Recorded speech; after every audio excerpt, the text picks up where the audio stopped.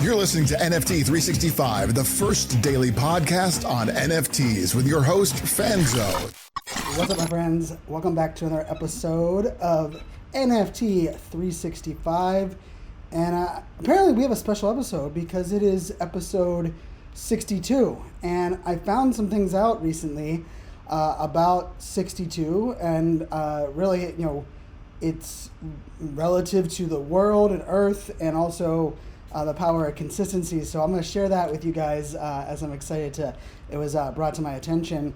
But before we get there, I just want to say, big shout out to all of the listeners, everyone that's been sharing the podcast. I've been getting messages that they're finding the podcast in their favorite Discord server, or they've been seeing it shared across Instagram and everywhere. And I just want to say thank you, and we really appreciate you. We have some great guests coming on the show. We have a couple sponsors now lined up for the podcast as well. And of course, we are just about getting close to getting sold out of our super fans NFTs, and we only have 3 of the founders NFTs left as well. So it's been one heck of a ride, and I just want to say thank you for everyone that kind of coming on this ride with us. And I wanted, as we kind of kick off this episode, one of the projects I wanted to give a shout out to and kind of highlight was the Fame Ladies Squad.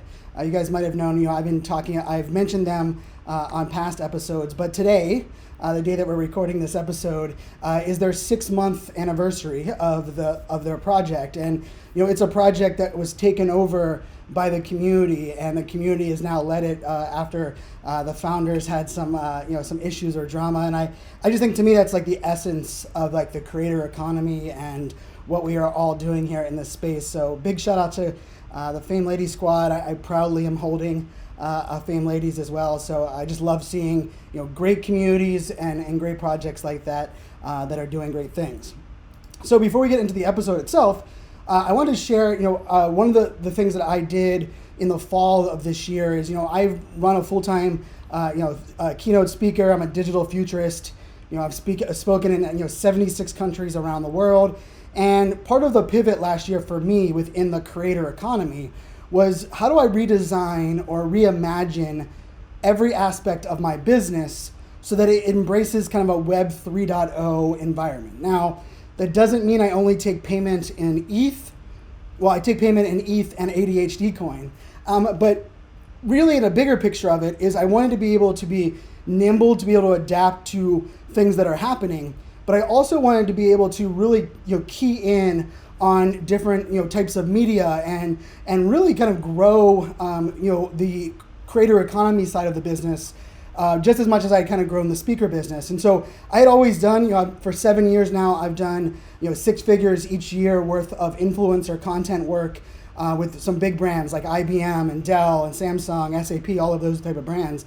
But really now it's like this like emerging world where I don't have to go to the big brands necessarily. Now I get to actually create the content and the media because it's the things that I want to do. And the reason I'm able to make that happen is because all of you are holding ADHD coin. And we have over 145,000 coins now in circulation. And it's wild to think that I wasn't sure we would cross the 130,000 coin in circulation mark by the end of the year. And we've blown right past that. So when I was going through that process, I was really looking for a partner and a media company that I could team up with. They could really not only understand this Web3 world, but would be willing to kind of partner with me all in. And what was cool was, I would say, you could say it was divine intervention or maybe just the right time. Drew, who is one of the founders of Mile 62, actually had reached out to me because he wanted to pick my brain about what I loved about my speaker agent and my speaker team. And as he represents some amazing authors and speakers as well. And on that call, we kind of realized there would be some synergy there. And his partner and him, just what they were doing. And so I teamed up with the Mile 62 team over the fall. And actually, it's thanks to them that this podcast even exists, because it was actually a brainchild of a brainstorm that we had with them. And I never really dawned on me, like I heard a little bit about the origin story of Mile 62, but it wasn't until today, we are recording episode 62, that they actually kind of broke down the story, and it really resonates with me, and it's going to resonate with everybody that's listening, because I not only do I love numbers, but I also love looking at like trends and patterns, and also always looking for ways to stay motivated and recognize what's out there. So I have a little note that the team had kind of written that I really want to kind of share, and it has to do with the origin story of the Mile 62 media team, but even more so, it has a lot to do with really great people that are doing great things. And so what is really neat about this is that the name of the company, Mile 62, was actually inspired by Charlie Rocket. I'm sure most of you are familiar with Charlie. If you're not, you're really missing out. I've yet to actually meet him in person, but I've been a fan from afar for a long while. He is one of the great humanitarians of the digital social space. If you check out his Instagram, he has almost 1 million followers, and his mantra is he's touring America, making dreams come true. And that's his goal. It's just making dreams come true. And you can even submit your dreams to him. And he has TikTok videos where he'll meet somebody at a Starbucks, ask them what their dreams are, and then he'll work to make those dreams come true. And so the fact that the two founders of this media company that we've teamed up with, they actually were both working with Charlie on a project. And Charlie has a principle of what he calls the law of 62. And that law of 62, which, basically the fact that 62 miles from Earth's surface to space. Now, when you're traveling to space, the first mile, even for a rocket, is always the hardest mile, which we know where this is going now, right? And it takes most energy to launch and generate momentum to get that, to kind of get through that first mile. And then as a rocket ascends and gets closer to mile 62, it goes faster and faster, and now it has momentum pushing itself, even closer to space. And so to mile 62, now once the rocket reaches that mile 62, it's smooth sailing from there. No more friction, gravity holding it back, and it's now moving effortlessly forward. And so Charlie, who inspired the Mile 62 media company to have this name, connected with these things when he discovered this and kind of connected it to his own journey. And like his whole mantra on this is, whether it's helping artists, like he helped 2 Chainz sell ugly sweaters, or different groups that launch different things, 62 times consecutively, or around that number, is where massive breakthroughs happen, and they always happen right around that number, right? And I think that's kind of like a little magical thing. And so really the lesson here, and it's kind of what inspired their company, was that things become easier after you do them 62 times. There's less friction, more momentum, and really that's where the magic happens. And I want to give a shout out to Mile 62 and the team. We're going to have them on the podcast as part of them is helping launch Meta Athletes, which of course is a project that I'm a part of, and also part of them is what is helping launch a lot of the content. You guys know that we are launching all of our podcast episodes will now be available on YouTube. They're available on 94 podcasting apps. We have a brand new website that is up, creating media. There's a blog post and active transcripts for every episode as well. And that's all thanks to the Media 62 team, or Mile 62 team there. But I just love that concept, right? That like doing something 62 times is really where that magic happens. And and I feel like we've heard that a lot, but it's always like doing something it takes a certain amount of time to break a habit, or it takes a certain amount of time to create a habit. And I will say, like, this is episode 62, and we're less than 1/6 of the way to our number of 365. But I want to give you guys kind of like I just want to clue you guys in on a little something on. I know that the podcast is called NFT 365. And for me, it just represented 365 days a year, right? And it represented that I'm doing it every single day. But I have no plans on it stopping at November 11th, 2022. Like, day 365, to me, will be a celebration of our Mint 365 project. And when we sell that, with my goal of it being for $11.11 million. And it'll be a celebration of consistency at a level that I never knew that was possible. But it'll also be the start of season 2. And it'll be what is next for NFTs in this project. And I think, for me, the idea of removing friction and getting momentum and getting your feet wet ties perfectly in to this NFT space and really Web3 as a whole. Because here's the magic, and I've highlighted this in past episodes, but I really wanted to dial it in for this episode, that much of Web3 does not require us to really change our technology plan. It doesn't really require us to market any differently than we've already marketed over these last years. What it does require us to do is shift our mindset in a way where we are no longer thinking about who owns something being a one and done relationship, or the idea that ownership, although like we might own our car, it just means that like they shift the responsibility. Where Web3 goes, and this is where I get most excited about, is into this idea of co-ownership, co-collaboration. We could call it, you could, whatever you want to, co-whatever. Maybe that's what it should probably be called, co-whatever. Because it's really this principle of together we can do greater things. And everyone knows, one of the keynotes that I give, on stages and brands, and if you want to hire me to speak at your event or for your association, you guys can hit me up, is called We Are Greater Than Me. And the mantra of We Are Greater Than Me, really, most people would say, oh, Brian, that's a community talk. It's all about, how us coming together and teamwork.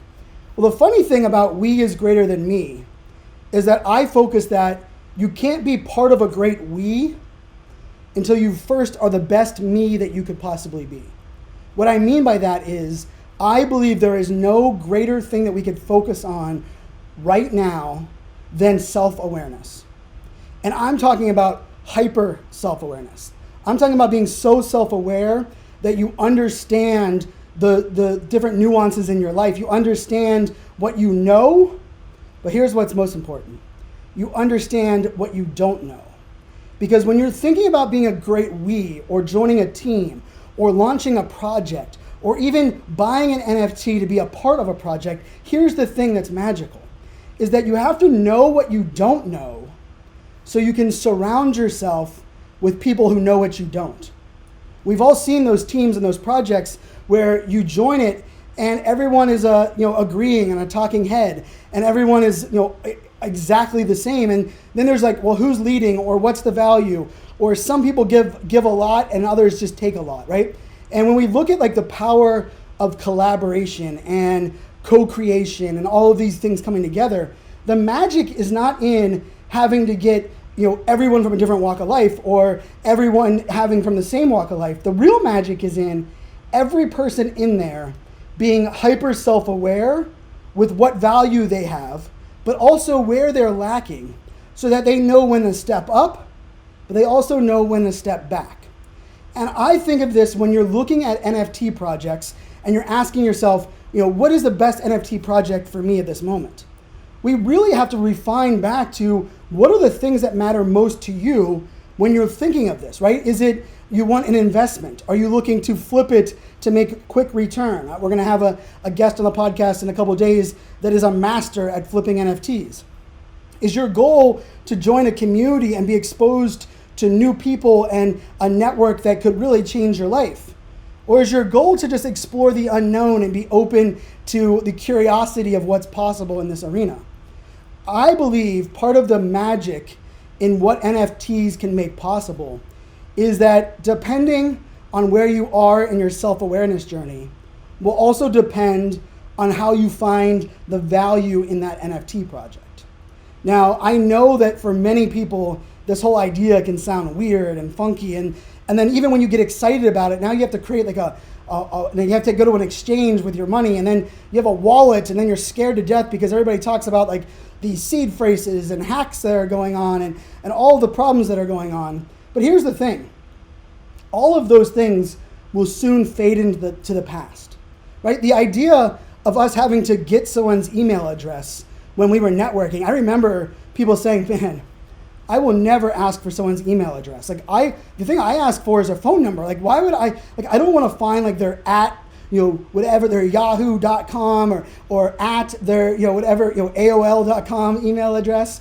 which mine was Voodoo 69, and it's not for the reason that you might think. I was born on June 9th.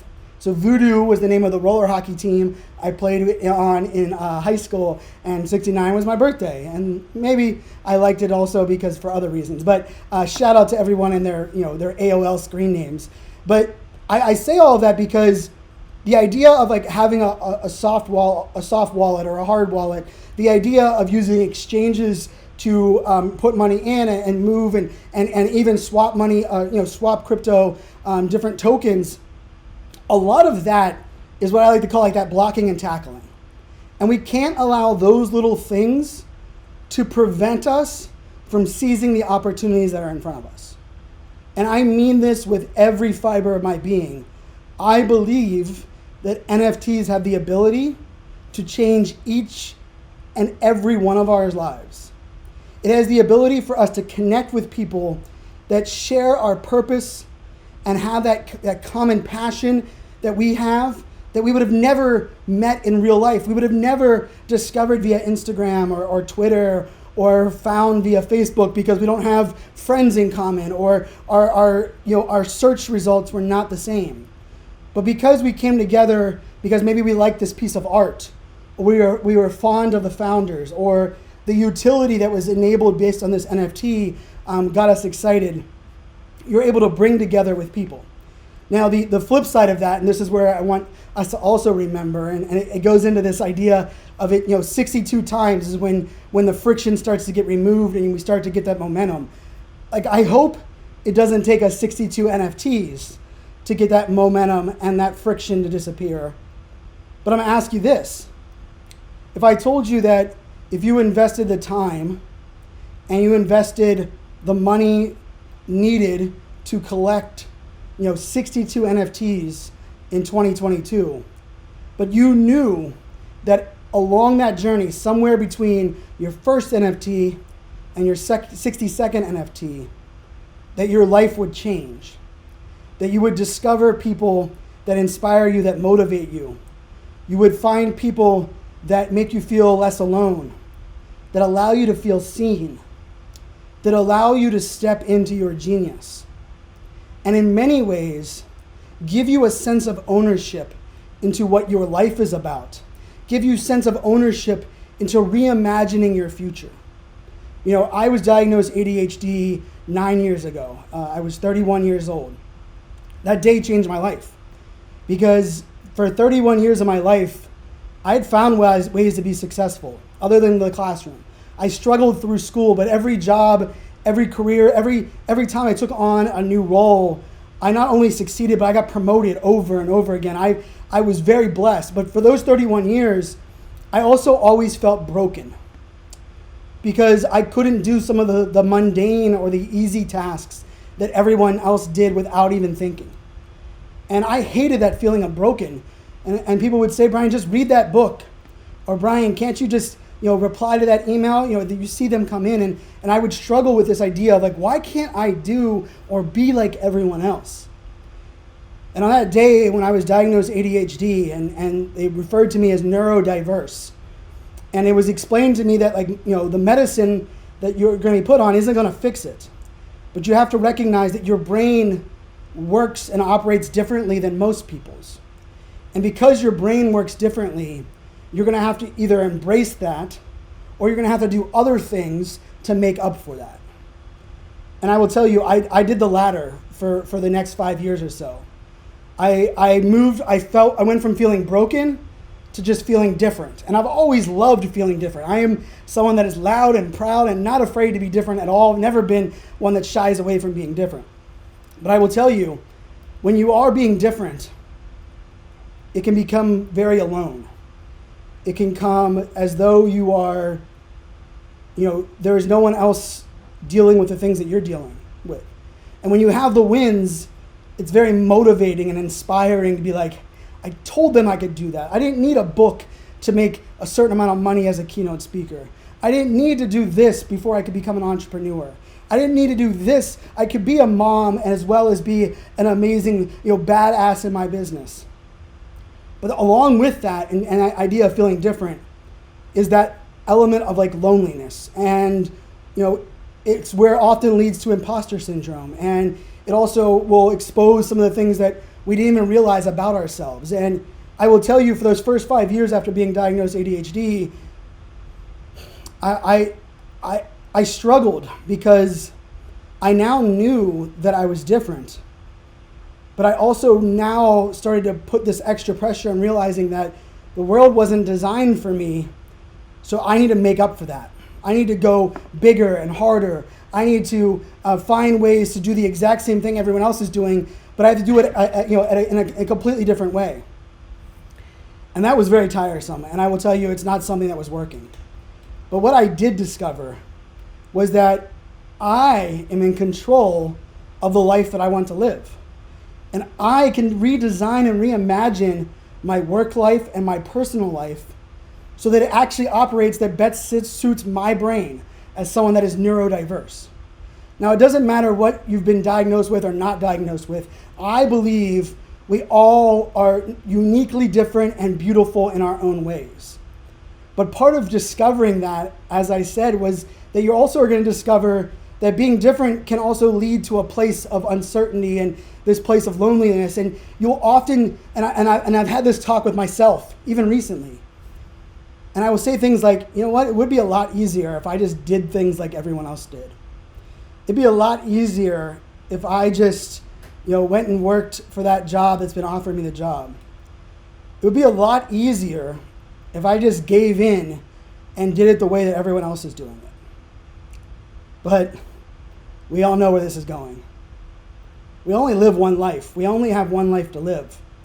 And it's up to us to reimagine, to redesign, to reinvent, whatever word you want to put there, a life that we want to live. I know we talk a lot about not leaving the world in a worse place for our kids, and I am a proud girl dad. But you know what? I want to make a design and reimagine a life that I want to live in today. And I also want to be the inspiration and the motivation and the example for my daughters, so that rather than them feeling like they have to be put into a box and have a job like everyone else and have a role that was always been around, they can look at the infinite possibilities and create or reimagine a way that they can live that really has never been done before. And when I think about what NFTs represent, I think about this idea of 62 times, and the distance between Earth and space being 62 miles.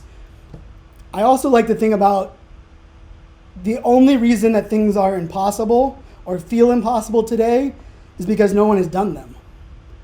And the idea of, if we're able to find people that make us feel less alone, that motivate us, that inspire us, that allow us to step into our genius, imagine what is possible for all of us in this world today. Imagine what we can each individually do, but together do as a collective whole. Many have asked me why I'm so gung-ho about not only NFTs, but lifting up everyone. I promote and share every project I can. If I'm not holding it and I think it's a great NFT, I'm all about it. Like I would tell you, the world of women NFT right now, if you have 4 ETH at your disposal, I recommend you go get yourself a World of Women NFT right now. And then check back with me in about 6 months or so. And I'm not gonna guarantee, because this is not financial advice and you have to do your own damn research.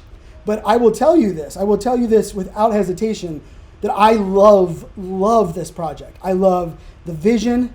I love the team behind it.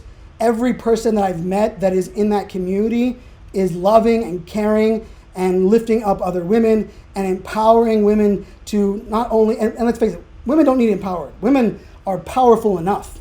But in many cases, it's this community that is lifting up voices that for far too long have been pushed down or not given the microphone. And to me, that is just a beautiful example that the power of NFTs can enable. And so as we think about this idea of episode 62 and the idea that there's going to be less friction moving forward, I want us also to think about where can we start to implement things in our lives that we can reimagine the way we work, reimagine the way that we live. I mean, the global pandemic has taught us a lot of things, and we've lost a lot of people. And I can guarantee you a lot of people today are recognizing that the life that they were living, the work that they were doing, was not the thing that they wanted to do. It wasn't the thing that motivated them, inspired them. But for many, it felt like the only option. For others, it just felt like a natural progression and life started to get pass us by. But we really don't have any excuse now. We were forced to pause. We were forced to take account and work from home and re-examine all of the things in our lives that matter to us. And now it's just up to us. Do we want to go back to the old ways? Do we want to take the easy route? Do we want to blame the world for not being enabled for neurodiverse individuals? Or do we want to reimagine the way we work, reimagine the way that we discover people, reimagine what is possible by simply coming together with people that maybe have the same love of art or connect with the same message or mission of an NFT project? I'm a positive, optimistic person in nature, but these last 3 years or so have been tough. They've been tough for me in ways that I've traveled my entire career in life, and they've been tough to watch so many people lose their lives or lose their loved ones, and so much disarray. And I live outside of Washington, D.C., and just to see all of the fighting between political parties and the separation and the fact that everything has become political, and if you're wearing a mask or not wearing a mask. And you know what? For me, it's about focusing less on those things and more on these positive possibilities. And if we start amplifying each other, amplifying the great people that are doing great things, the great projects, the great experiences, we can really make a difference in each other's lives. And so I will tell you, my call to action for everybody here on this episode is a pretty simple one.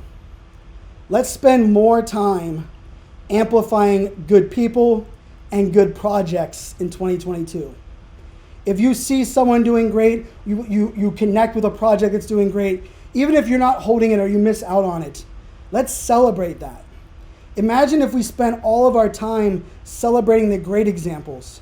How many new people would enter the space? How many new opportunities and new projects would thrive in this environment? How many new artists would realize they no longer need to be a starving artist? How many new girls like my daughters will recognize the fact that they have the ability to write the future and design the future that they want? Let's together lift each other up. Let's together lift up the good people doing good things. And let's change the world for the better. Episode 62 is a heck of a lot of fun. Thank you guys so much for tuning in. Until tomorrow, my friends, make it a good day. Cheers. Woohoo! All right. Hopefully you guys enjoyed that episode. Here on the video, you guys got a little bit of a bonus. For me, I just love, the numbers. I love our ability to, we can even throw on the second camera here. I love our ability to, find motivation and inspiration. And, if it takes 62 times for us to do something, it takes 62 times for us to do something. But the idea that we can come together in kind of ways that are pretty cool. We can find our people. And I'll say, for me, that's been really the magic here. The magic has really been, this idea that, it doesn't matter where you are, what your, walk of life is, what your background is. You're able to discover people that, share your purpose and passion in life. And I will say, the communities that have had the most impact for me, without question, I have the Crypto Dads, the Expansion Punks has been a really great community to be a part of.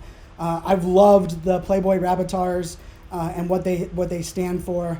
I'm also, a big fan, as I mentioned at the beginning of the podcast, of Fame Ladies, and I love the Women Rise project, and I'm really excited for some of these other projects and some of the people that we're kind of bringing on the show. And so, hope you guys are inspired. I hope you're motivated. I promise, not all of the episodes, not all the podcasts are rants or just sheer motivation or inspiration, but I felt episode 62 was a good spot to make that happen. So make it a good one, my friends. And make sure you guys subscribe here on YouTube. Make sure you turn on the bell so you guys are aware of all of our podcast episodes that will be live here on YouTube. And till tomorrow, cheers.